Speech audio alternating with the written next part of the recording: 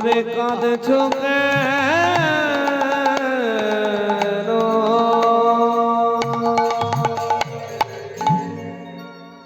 রুক্মিণী, তোমরা কাঁদছো কেন? সত্যভামা, তোমরা কাঁদছো কেন? বলো বলো। আরে তোমরা গোলক বৈকুণ্ঠে আসো, হাত বাড়ালেই ফল পাবে, হাত বাড়ালেই মালা পাবে, ঐশ্বর্য পাবে, ধন ঐশ্বর্য রত্নের কোনো অভাব নয়। তোমরা গোলক বৈকুণ্ঠে থেকে তোমরা কাঁদছো কেন? তোমাদের চোখে জল, কি ব্যাপার? বলো না, বলো না রুক্মিণী, তোমরা প্রভু, কোন দুঃখে তোমরা কাঁদছো? প্রভু, আমরা দুঃখে কাঁদছি না, প্রভু আমরা কষ্টে কাঁদছি না, প্রভু আমরা খাবার জন্য কাঁদছি না, আহারের জন্য কাঁদছি না, বস্ত্রের জন্য কাঁদছি না, গয়নাঘাটির জন্য। তবে তোমাদের চোখে অশ্রু কেন? তোমাদের চোখে জল কেন? প্রভু আমরা কাঁদছি কেন জানো প্রভু? আমরা আনন্দে কাঁদছি। আনন্দে? আনন্দে কাঁদা যায়? সত্যি কি আনন্দে কাঁদা যায়? বলো না, বলো না, কেমন আনন্দে তোমরা কাঁদছো?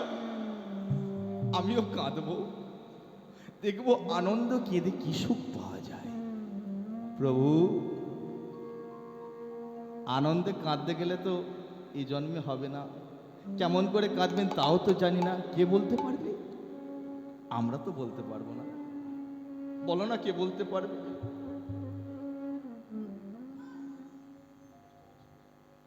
চারটে বেদকে ডাকা হলো, অষ্টাদশ পুরাণকে ডাকা হলো, স্বরদর্শনকে ডাকা হলো, কেউ বলতে পারলো না। পিছনে অদূর থেকে একজন হাত তুলে বলছে, কে? শ্রীমদ্ ভাগবত গীতা। তিনি বললেন, আমি বলবো। বলবে গীতা? বলো না, বলো না, কেমন ভাবে, কিসের জন্য আনন্দে কাঁদা যায়? প্রভু, সেটা তো আমি বলতে পারবো না, তবে আমি বলে দিতে পারি কোন জায়গায় গেলে, কোন স্থানে গেলে তুমি আনন্দে কাঁদতে পারবে, সেই বলে দিতে পারে। বলো না, কার কাছে যাব? কার কাছে যাবে জানো প্রভু? যেতে পারো কোথায়? সেই বৃন্দাবনে। বৃন্দাবনে? হ্যাঁ, বৃন্দাবনে। যে বৃন্দাবনে নবলক্ষ ধেনু চড়ে, যে বৃন্দাবনে গোয়ালিনীরা দধি দুগ্ধ মন্থন করে, যে বৃন্দাবনে গোচরণ করে, সেই বৃন্দাবনে গেলে একমাত্র তারাই বলে দিতে পারবে আনন্দে কি করে কাঁদা যায়। ছুটতে ছুটতে এলেন গোলক বৈকুণ্ঠ থেকে বৃন্দাবনে। আর বৃন্দাবনে আসা মাত্রই অষ্টসখী পরিবৃতা ওই বোজ রমণীগণকে জিজ্ঞাসা করলেন। বোজ রমণীগণ কেউ বলতে পারলেন না। বোঝের বোঝবাসীকে জিজ্ঞাসা করলেন, কেউ বলতে পারলেন না। ছুটতে ছুটতে যাচ্ছে কোথায়?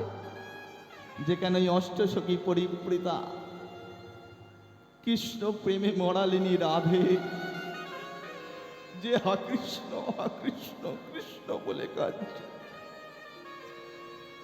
সেই রাধারানীর চরণ দুখানি জড়িয়ে ধরে বললেন, ও গো রাধে গো, রাধে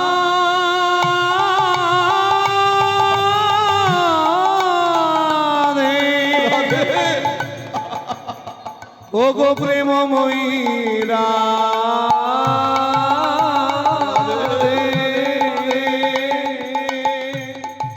বৃন্দাবনে চলি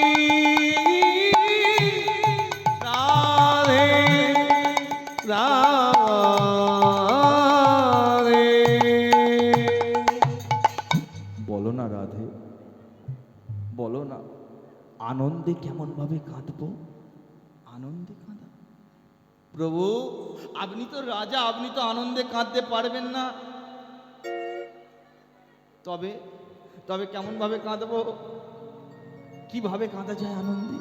প্রভু, এ জন্মে আপনি কাঁদতে পারবেন না। বলে, এ জন্মে আমি পারবো না? বলে না, কাঁদতে গেলে আশ্রয় করে কি কোনোদিন বিষয়কে পাওয়া যায়? আশ্রয় হয়ে আশ্রয়কে ধরা যায় না, আশ্রয় হয়ে বিষয়কে পাওয়া যায় না। আশ্রয় হয়ে বিষয়ের চরণে যদি হাত বাড়ানো যায় তবেই তো হবে। আশ্রয় করিয়া ভজে তারে কৃষ্ণ নাহিতে যে, আর সবে মরে অকারণ। আশ্রয় করতে হবে, বিষয় ধরতে হবে, যেতে হবে গুরুর কাছে। গুরু যদি কানে কৃষ্ণ মন্ত্র দেয়, সেই কৃষ্ণ মন্ত্র জপ করলে তবেই তো ফল পাওয়া যাবে। প্রভু আপনি এই জন্মে পারবেন না, তবে কবে পারবো? কবে পারবেন জানেন? আগত কলিযুগ। আর এই কলিযুগে এসে অন্তে কৃষ্ণ বহিরে রাধা, কালো বরণ থাকবে না, হবে গোরা সুন্দর বরণ, আজানু লম্বিত ভুজ, দুটো হাত ছাড়িয়ে আজানু ছাড়িয়ে সুন্দর বরণ হয়ে ওই নদিয়া নবদ্বীপে যাবে। আর ওই নদিয়া নবদ্বীপে গিয়ে ভক্তগণকে সঙ্গে লয়ে ধুলাই গড়াগড়ি দেবে, আর হা কৃষ্ণ বলে কাঁদবে, আর রাধে দয়া করো বলে কাঁদবে। তবেই আপনি কাঁদতে পারবেন। ভক্তমণ্ডলী, ভক্তিমতী মায়েরা, সেই গোলক বৈকুণ্ঠ হতে এলেন কোথায়? এই কলিযুগের নদিয়া নবদ্বীপে।